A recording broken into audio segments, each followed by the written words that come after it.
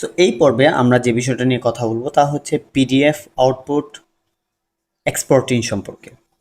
So আমরা কোর্সের প্রাথমিক দিকে আমরা যখন বলেছিলাম যে ইনডিজাইন হচ্ছে অনেকটা পিডিএফ কে সাধুবাদ জানায় এবং পিডিএফ এর উপর নির্ভর করে চলে। এই কথাটার মানে কি? দেখুন, পিডিএফ হচ্ছে সব থেকে বেশি ডিমান্ডেবল আউটপুট সাইট বা আউটপুট ফরম্যাট। একজন ক্লায়েন্ট পিডিএফটাকে যে কোনো ফরম্যাটে সে কনভার্ট করতে পারে, সেই পিডিএফটাকে যে কোনো ভার্সেটাইল অ্যাপ্লিকেশনের থ্রুতে কাজও করতে পারে। এখন আমরা আউটপুটটাকে পিডিএফ দিব কেন? পিডিএফটা দেওয়ার অন্যতম কারণ হচ্ছে যে পিডিএফ থেকে আপনি সেই টেক্সটটা এডিট করতে পারবে, পিডিএফ থেকে সে স্টাইলটা পিক করতে পারবে, পিডিএফ থেকে সে চাইলে কনভার্ট করতে পারবে, পিডিএফ থেকে সে চাইলে ওয়েব ভিউয়েবল করতে পারবে এবং পিডিএফ থেকে সে প্রিন্টও করতে পারবে। সো এই হচ্ছে সব থেকে অসামনেস আপনার পিডিএফ ফরম্যাটের জন্য। এবং আমরাও এই ডিজাইন ফরম্যাটটা পিডিএফে এক্সপোর্ট করব, মানে একজন ক্লায়েন্টের জন্য হ্যান্ড ওভার করার চেষ্টা করব। এর পাশাপাশি আমাদের আরও কিছু তুলনামূলক ফ্যাক্ট আছে যা আমি দেখাতে চাই। যেমন আমি আজকে রিসেন্টলি একটা ক্লায়েন্টের জন্য আমরা একটা প্রজেক্ট করেছি, তা হচ্ছে একটা ক্লায়েন্টের আপনার মিউজিক্যাল ব্রোশিওরস।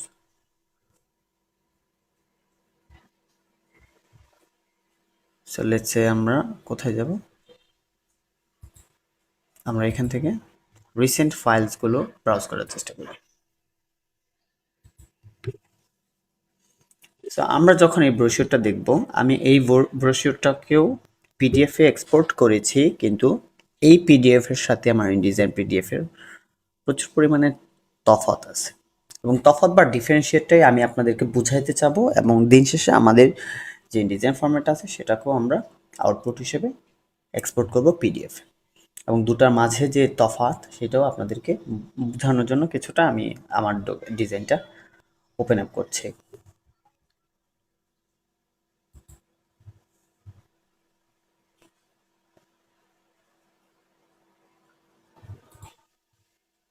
ওকে, লেটস সি এটা ওপেন হোক। পাশাপাশি আমরা আমাদের ইনডিজাইন ডকুমেন্টে একটু ফাইনালাইজ ভার্সন হিসেবে সেভ দিয়ে নিই, কন্ট্রোল এস, কারণ এটাকে সেভ করার ছাড়া আমরা আউটপুট হিসেবে সেট আপ করতে পারবো না। ওকে, সো লেটস সে এ হচ্ছে আমাদের ডিজাইন, এ ছিল আমাদের একটা ট্রাইফোল্ড।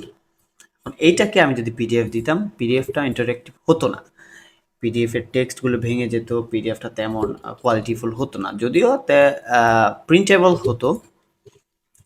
এবং পরবর্তীতে যা হতো ফ্যাক্টটা সেটা হচ্ছে যে আমরা এইখানে যখন এটাকে আমরা পিডিএফ হিসেবে সেভ দিই তখন ফ্যাক্টটা হয় অন্যরকম। তখন ফ্যাক্টটা কীরকম হয়, আমরা প্রিন্টেবল পিডিএফ দিই, দেন ওকে সেভ দিচ্ছি, দেখা গেল যে আমাদের যে ভার্সেটাইল অপশনস, এক্সপোর্ট অপশনস, এই বিষয়গুলি খুবই গুরুত্বপূর্ণ। যেমন দেখেন, আমি চাইলে এটাকে পেজ বা স্প্রেড হিসেবে দিতে পারি। পেজ বা স্প্রেড যদি আপনি বুঝেন তাহলে পেজেসটা হলো একটা সিঙ্গেল পেজকে বোঝায়, আর স্প্রেড হলো একটা পাশাপাশি লেআউট যতগুলো আসবে ঠিক ততগুলো লেআউটকে মিলিয়ে একটা স্প্রেড হয়। ওকে, তারপর কম্প্রেশন, এ হচ্ছে আপনি আপনার কোয়ালিটি কীরকম চান, কত রেজলিউশনে চান। আর সব থেকে বেশি ইম্পর্টেন্ট যেটা প্রিন্টেবল ফরম্যাটের জন্য তা হচ্ছে মার্ক। তখন আমি সব মার্ক দিব না, আমি জাস্ট ক্রপ মার্কটা দিব, এতটুকু, দ্যাটস ইট। আর আউটপুটটা আমি কোনো কালার কনভারসেশন করব না, কালার প্রোফাইল ছেড়ে দিতে পারি এবং ওপিআর ফরম্যাট আমি ইপিএস বা পিডিএফও দিতে পারি। ওকে, সিকিউরিটি আমি চাইলে পিডিএফে সিকিউরিটি অ্যাডাপ্ট করতে পারি, অ্যান্ড দ্যাটস ইট। আমার এখানে কী কী ইউজ হয়েছে তার এখানে ডিটেলস। আমরা যদি এটিকে এক্সপোর্ট করে ফেলি তখন দেখা যাবে যে এই এন্টায়ার ডকুমেন্টটা ক্লায়েন্টের জন্য খুবই ফ্লেক্সিবল রাদার দেন ইলাস্ট্রেশন থেকে পিডিএফ করাটা। কারণ এই পিডিএফটা কখনো এডিটেবল হবে না, আমার ক্লায়েন্ট এটাকে ধরতে পারবে না, বুঝতে পারবে না, কিন্তু সে আমার ওই ডিজাইনের পিডিএফটাকে সে ধরতেও পারবে, এডিট করতে পারবে, ম্যানুয়ালি করতে পারবে বা কনভার্ট করে ইলাস্ট্রেশনের উপরও নিয়ে যেতে পারবে।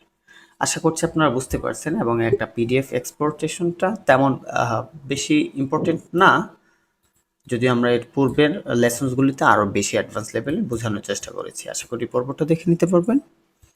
এবং ইন্টারলি আমাদের এই আউটপুটটাও পিডিএফ হিসেবে সেভ করাটা আমরা দেখে নিলাম। Thank you.